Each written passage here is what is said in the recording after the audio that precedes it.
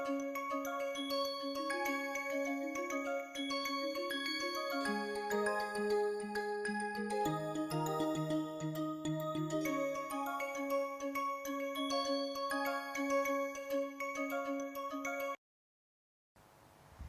back. We have constructed a continued fraction expansion in towards the end of our last lecture, and we now want to prove that this expansion really converges to the theta we started with. So, coming to our slide, let me recall this construction for you. So, we have written every theta as a0 plus 1 by a1 plus 1 by a2 plus 1 by a3 and so on. This is the continued fraction expansion for our real number theta. If you cut it at any finite stage,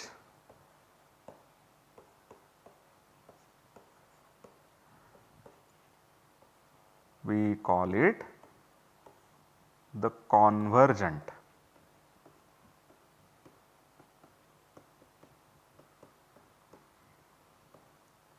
So, I cut it at the nth stage, I do not take the whole continued fraction expansion going all the way to infinity, but we cut it at the nth stage. Then we call, of course this is going to be a rational number. So, we write it as Pn upon Qn, where Qn is a natural number, Pn is an integer, and we will also have that Pn upon Pn comma Qn is 1, the GCD of Pn and Qn is 1. We also have a simpler notation to write this continued fraction expansion. We write the first integer, which is the integral part of theta, as a0, we put a semicolon after that, and then we write all these integers separated by commas.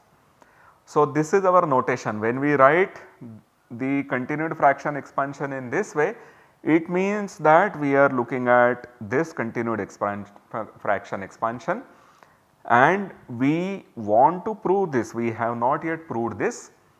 We note that if you cut it at finite stage, it is a rational number. We call it Pn upon Qn, and we actually want to prove that as n goes to infinity, Pn upon Qn converges to theta. This is what we want to prove. So, the notation is that these rational numbers are called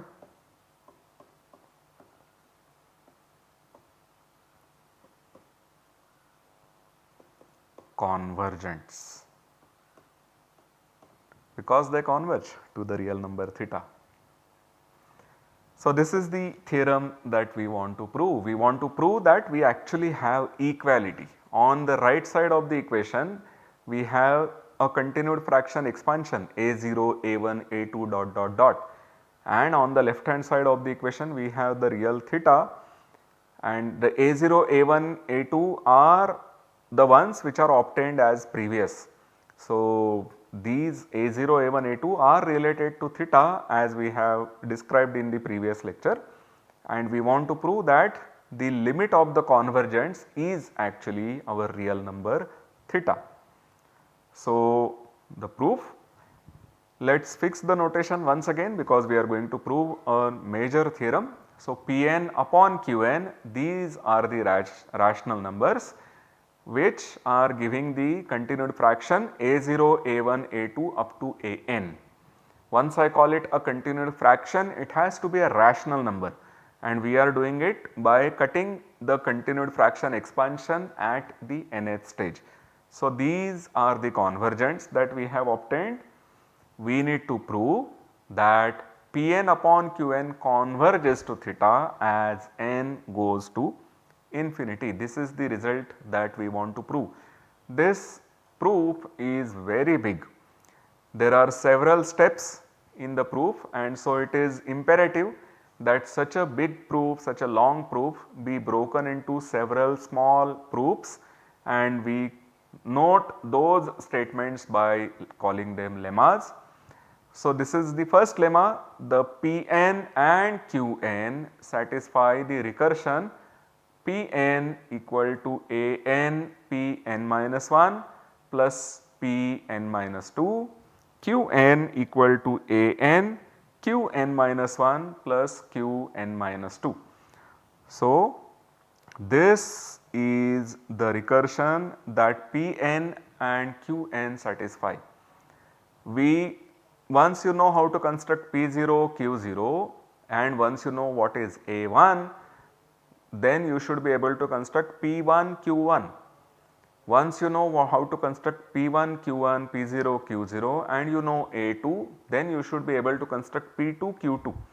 Of course, once you are writing the Pn upon Qn as the continued fraction expansion, then it is quite natural that you will have A0, A1, A2, An coming in the expansion giving you the formula for Pn and Qn, because you can expand the continued fraction expansion, you can make it simpler and write it as a number upon another number, and that will give you the formulae for Pn and Qn.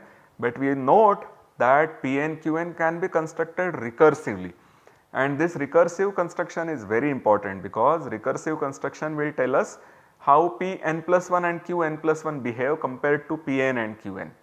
So, we will use this method, this information to get to our proof. This is the first lemma that we are going to use. There is second lemma which says that Pn Qn plus 1 minus Pn plus 1 Qn, this is plus or minus 1. It cannot be anything else than this. So, this number is always plus or minus 1. The third lemma says that our theta which we had started with is sandwiched between any two successive convergents, and the sandwich is such that the even convergent is less than or equal to theta and the odd convergent is bigger than or equal to theta. So, if these are converging to theta, which we are going to prove, the convergence happens in the following way, that you start with the integral part of theta which is on the left hand side. Then you will obtain P1 by Q1 which is going slightly ahead. Then you will obtain P2 by Q2 which is coming back towards theta and again overshooting theta by a smaller margin, and then you again go to P3 by Q3 which is again going further than theta. So, in some sense these convergents are trying to get to theta each time doing a correction of the direction and reducing their distance. So, you had the A0 which is the integral part of theta which is less than theta, then the continued fractions machine, let us say, realized that you have not reached theta. So, it starts going to theta, but by the time it reaches theta it cannot put brakes. So, once it puts the brakes on, it goes slightly beyond theta and then stops, it gives you P1 by Q1, then it realizes that it has overshot theta. So, it turns back, again starts travelling towards theta, it remembers the previous experience that it has overshot theta by some distance. So, this time it goes slowly, but again once it reaches theta it cannot stop there. So, it goes further and gives you another convergent P2 by Q2, and this continues. If your theta is irrational, then this process will simply continue and you will get these convergents coming closer and closer to theta. So, this is the third lemma which also is a lemma that we should prove, and finally lemma 4 is this very simple statement that the sequence Qn goes to infinity. So, these are the 4 lemmas which we are going to use. If you remember the proof of the quadratic reciprocity law that we had done, that also had a sequence of lemmas, but we proved each of those lemmas first and then we did actually the proof. We are going to do here the other way. We will first assume all these lemmas, complete the proof, and then we will prove these lemmas one by one. Okay? So, we assume all these proofs. We assume that there is this recurrence relation for Pn and Qn. We also assume that the successive Pn and Qn, the integers appearing as numerator and denominator for the successive convergents, satisfy that their difference is minus 1 power n plus 1. Then we also assume the third lemma, which says that theta is sandwiched between the convergents, the even one before theta and the odd ones after theta, and finally that the qn's go to infinity, the denominators qn go to infinity. So, with these 4 lemmas we go towards our proof and we prove this. So, we prove that Pn upon Qn converge to theta as n goes to infinity. This is what we want to prove. So, before we do anything else, let us look at this difference.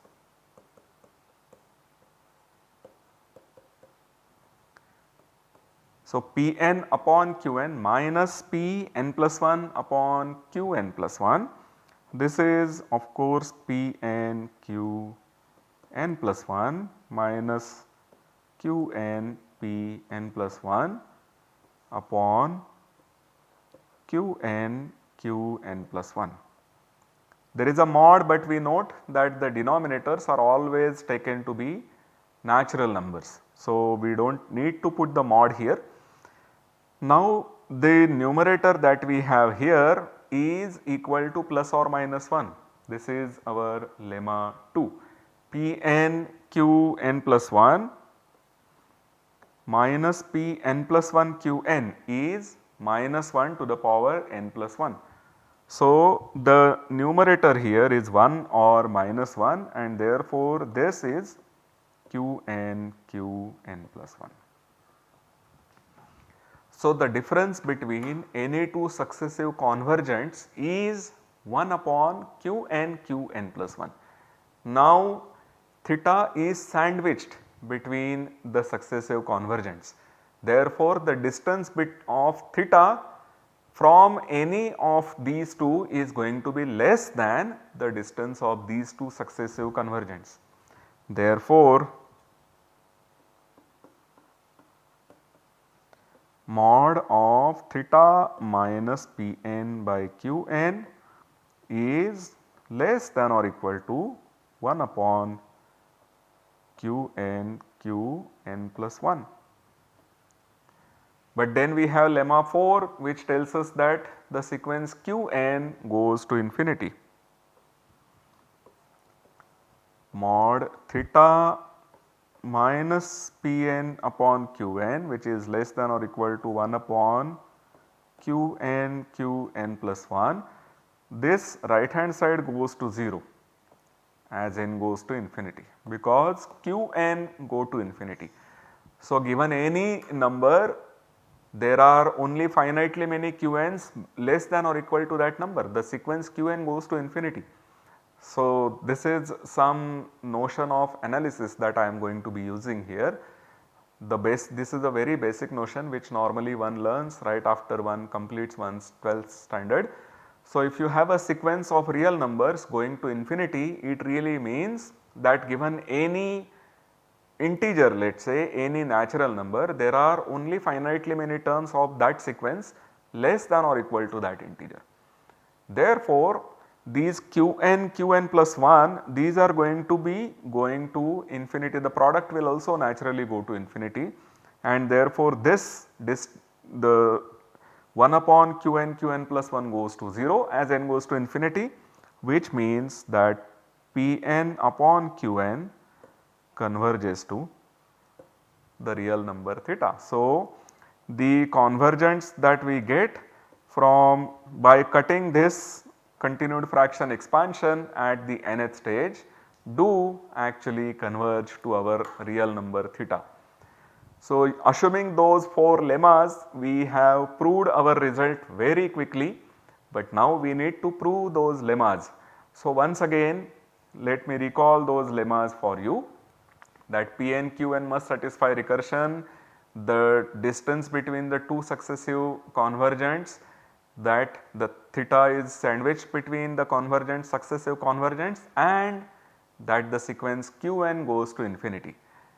So, let me remind you that we have first assumed these lemmas and then proved the theorem. So, we went in the reverse direction to what we actually did in the proof of the quadratic reciprocity law. Let me employ the reverse direction here also. So, these are the 4 lemmas that we need to prove. Let me prove lemma 4, the first. So, I will prove lemma 4, which is that the sequence Qn goes to infinity.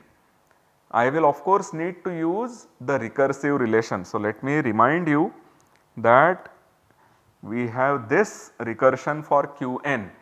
Qn is an Qn minus 1 plus Qn minus 2. We have this recursion, and using this we will prove that the sequence Qn goes to infinity. Note that P naught by Q naught, this is just A naught. So, Q naught is 1. Our first denominator is 1 because A naught is an integer, and you want to write A naught as P naught by Q naught, where the P naught and Q naught are relatively prime and the Q naught has to be a natural number, then the only way you can do it with Q naught equal to 1. Further, P1 by Q1 is A0 plus 1 upon A1. We are going to cut the continued fraction expansion at n equal to 1. So, we get this, and let me simplify this, A0 A1 plus 1 upon A1. So, Q1 is A1. So, my Q naught is 1, Q1 is A1, and then we have the recursion formula.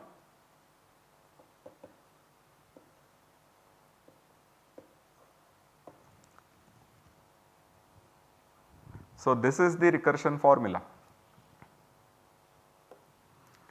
Qn is an Qn minus 1 plus Qn minus 2. Since an are bigger than or equal to 1, we have that Qn is going to be bigger than or equal to Qn minus 1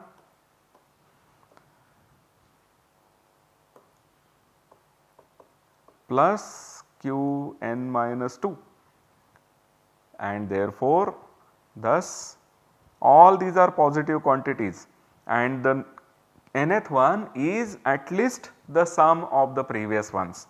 Thus, Qn goes to infinity as n goes to infinity. In practice, these ans are going to be large integers.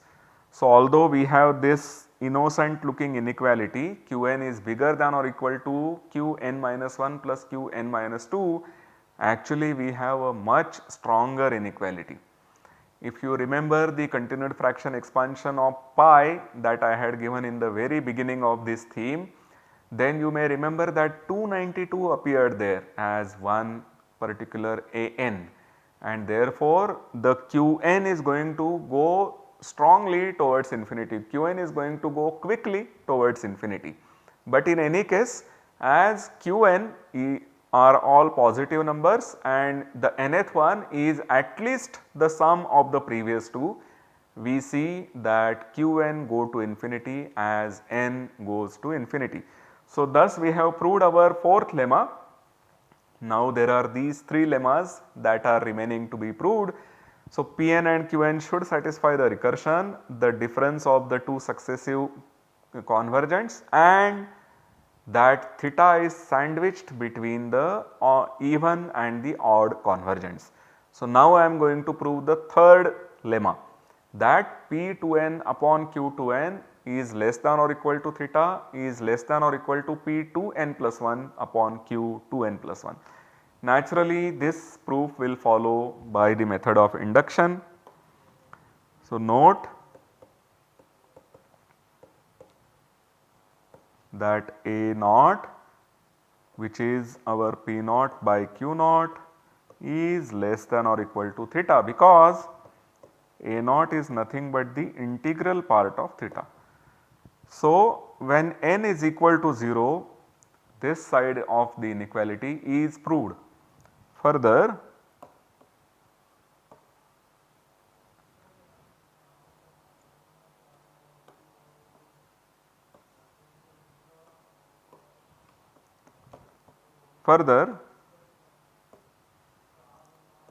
theta is written as a0 plus 1 upon theta 1, where we noted that theta 1 was bigger than 1 and we wrote this as a1 plus 1 upon theta 2. Now this a1 is the integral part of theta 1. Hence, a1 is less than or equal to theta 1. This would give us that if I take the reciprocal, I will get 1 upon a1 to be bigger than or equal to 1 upon theta 1, and by adding a naught to both the sides, we get a naught plus 1 upon a1 is bigger than or equal to a naught plus 1 upon theta 1. But this side we have p1 upon q1 and this side is nothing but theta. This is theta and this is p1 by q and this is our first convergent. This is our 0th convergent a naught, which is p naught by q naught, that is the 0th convergent, that is less than or equal to theta. The first convergent is now bigger than or equal to theta. So, we have proved both the sides of this inequality for n equal to 0. And now we will assume that this holds for everything up to 2n, and then we will prove it holds for 2n as well as for 2n plus 1. So, we now assume the induction hypothesis and prove the general result.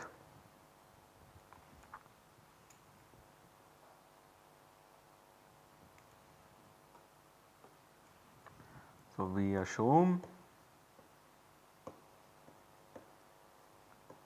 the induction hypothesis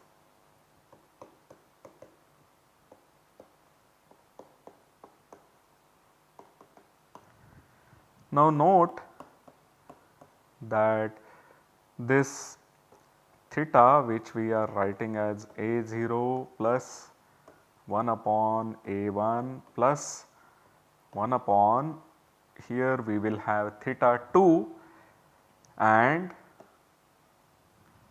theta 2 has the continued fraction expansion which starts from a2.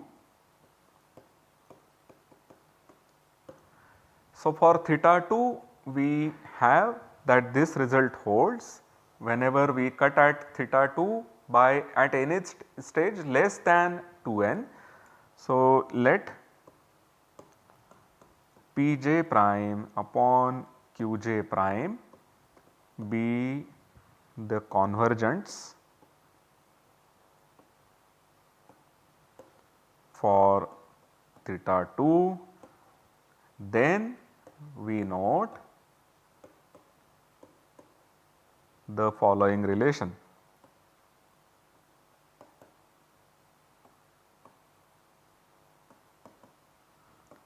Between Pn by Qn and Pj prime upon Qj prime.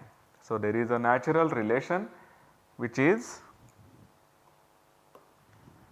that Pn upon Qn, which is a0 plus 1 upon a1 plus 1 upon, and then we start for writing the convergence for theta 2, which should have 2n minus 2 because we are taking 2n already here.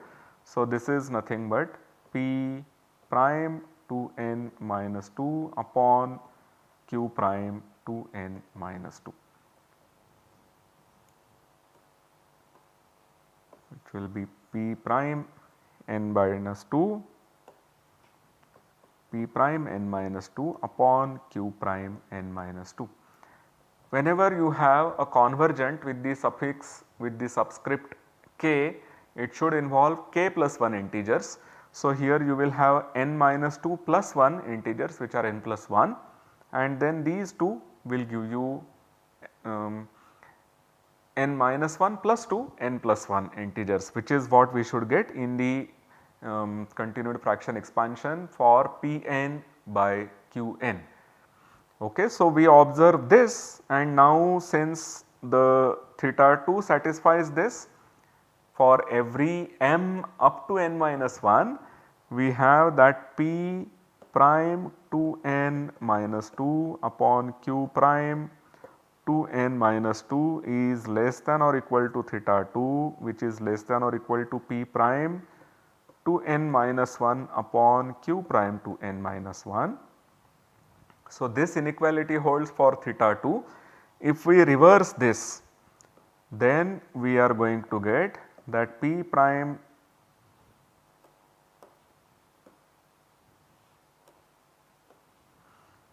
we are going to get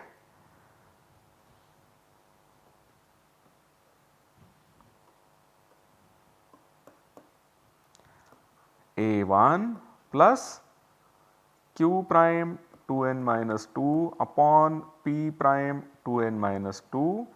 Note that this is nothing but the reciprocal of this one. This is the reciprocal. So, we will have it to be bigger than or equal to A1 plus theta 2, and similarly we have the A1 plus P prime 2n minus Q prime 2n minus 1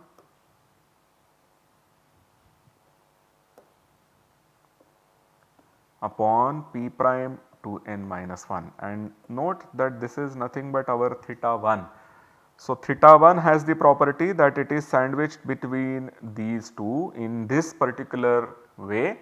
We take the reciprocals of these three quantities involved in this inequality once again and add A naught to that.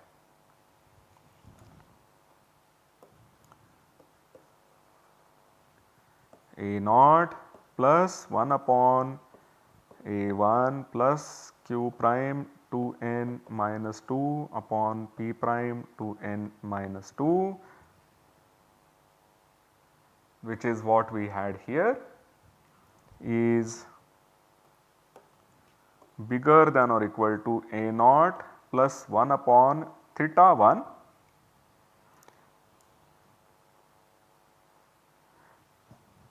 this is less than or equal to, because we have taken a reciprocal. So, the sign has switched, plus 1 upon A1 plus Q prime 2n minus 1 upon P prime 2n minus 1. So, what we have done is that we took reciprocals of these three. Therefore, the sign would change in this way, and then we have simply added A0 to each of those terms. Adding an A0 will not change the sign, the order is preserved. This is something that we have proved in the very first few lectures in our course. Now, this is nothing but P2n upon Q2n, this is nothing but theta, and this is nothing but P2n plus 1 upon Q2n plus 1, which proves our result. So, we have proved our lemma, and we have also proved the result assuming our lemma. Note of course that we have still to prove these two lemmas. We will prove these two lemmas, and then we will go on to see how the continued fraction expansion convergence give a good approximation to our theta. Thank you very much.